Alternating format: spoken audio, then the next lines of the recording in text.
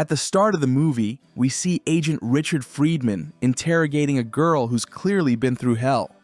Covered in injuries, she has to tell the federal security officer everything from the very beginning. And she starts her story.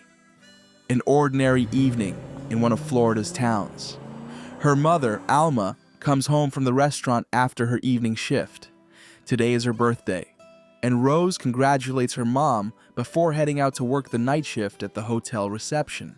But tomorrow, they're finally going on vacation. In the morning, they load their bags into the car, ready to head to the coast, though Rose isn't thrilled about it. The car doesn't start right away, and she takes it as a bad omen. Her mother insists it's nothing and manages to start the engine. Ahead of them, several days on the yacht of Alma's new boyfriend, and it's supposed to be an unforgettable adventure. But Rose doesn't like the man or the plan. She's afraid of water and doesn't trust a stranger her mom has only known for a couple of months. On the surface, everything looks perfect. Endless sea, clear skies, expensive champagne. Derek, Alma's boyfriend, wishes her happy birthday and gives out presents. A t-shirt for her, a knife for Rose. Alma is delighted. She blows out the candles, happy for a chance to relax in the middle of the ocean. Life hasn't been easy for her and Rose. They've had to work hard so Rose could go to college. Suddenly, without seeing an obstacle, Alma hits her head and accidentally falls overboard, but Derek quickly pulls her back. Rose spots a storm cloud far off, and it scares her, but the yacht's captain sees nothing dangerous in a little bad weather and keeps going. That night, Rose sleeps badly, spooked by the sounds of the sea and the creaking ship, haunted by a sense of dread. In the morning, her mother apologizes for not giving her more in life, but Rose calls her the best mom in the world. She finds a rifle on the yacht and asks Derek to let her try shooting. She's a natural. While the adults have fun, she drinks whiskey straight from the bottle and falls asleep in her cabin. Late that evening, some people pull up to the yacht in a speedboat. They demand something from Derek, and when he refuses, they kill him and Rose's mother. Before dying, her mother whispers for Rose to hide. The bandits set the yacht on fire before leaving.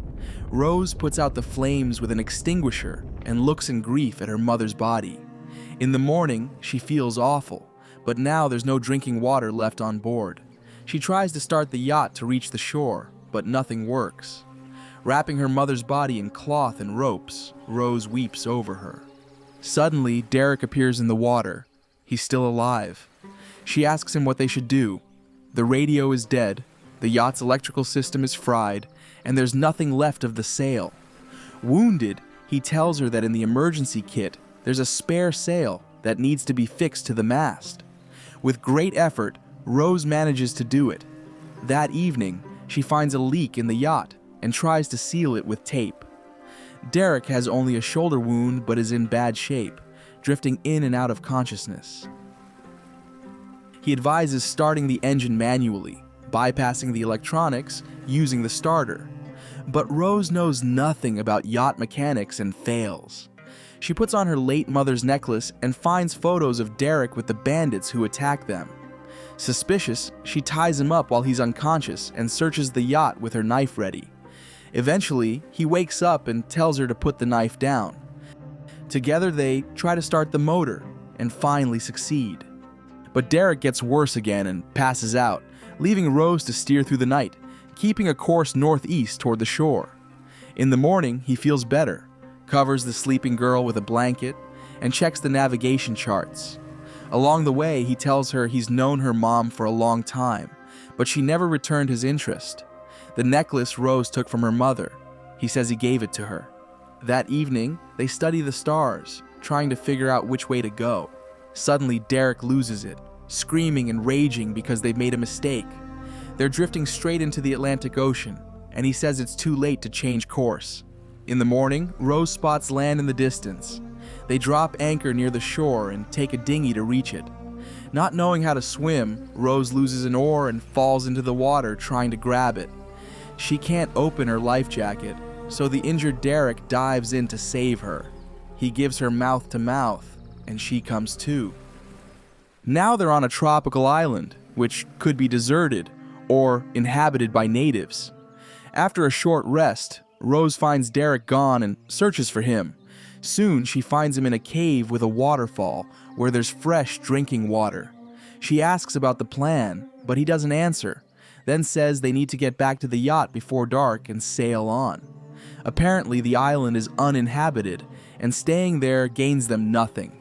Still, they spend the night on the shore because a small storm keeps them from returning to the yacht. By the campfire, they talk about their lives. Rose's father died when she was very young. She knows he was a good soldier.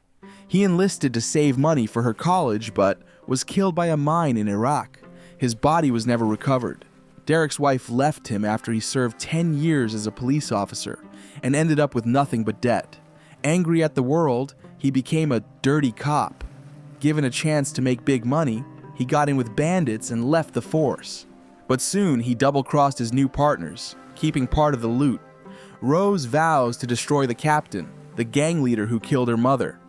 Derek tells her she'll have to truly change, to feel no fear at all. Then she notices he has a radio beacon sending out an SOS. But why hasn't he used it? Now that the truth is out, Derek admits he never planned to have a real relationship with Alma. He just needed a girlfriend for fun while on the run. And now that she's gone, he plans to use Rose instead, then kill her. She knows too much. The story about the necklace was a lie to gain her trust. Panicked, Rose points a gun at him, demanding he activate the beacon. Derek lunges at her and they fight. She runs into the jungle. He fires after her, but she gets away. At dawn, he resumes the chase, shoots again, and wounds her in the leg. Suddenly, he slips off a cliff and falls, but survives. Waving a knife, the bandit demands that Rose take him to the yacht. Derek says he planned to hand her over to the captain in exchange for forgiveness, but didn't get the chance. Rose smashes a rock into his head and takes the beacon, but it doesn't work. Reaching the yacht alone, she treats her wounds and passes out. In the morning, she finds a major leak. She moves to the dinghy, trying to take her mother's body, but it slips away into the water. Now she's completely alone in the middle of the ocean. A ship appears in the distance, but even with a flare gun, she can't get the crew's attention. At night, Rose sees the lights of an approaching ship. It's the same bandits who attacked them. With nowhere to run, she's captured and taken aboard. The shift leader orders her to be fed. During the meal, she notices a girl clearly under the influence of drugs. Rose is even allowed to shower.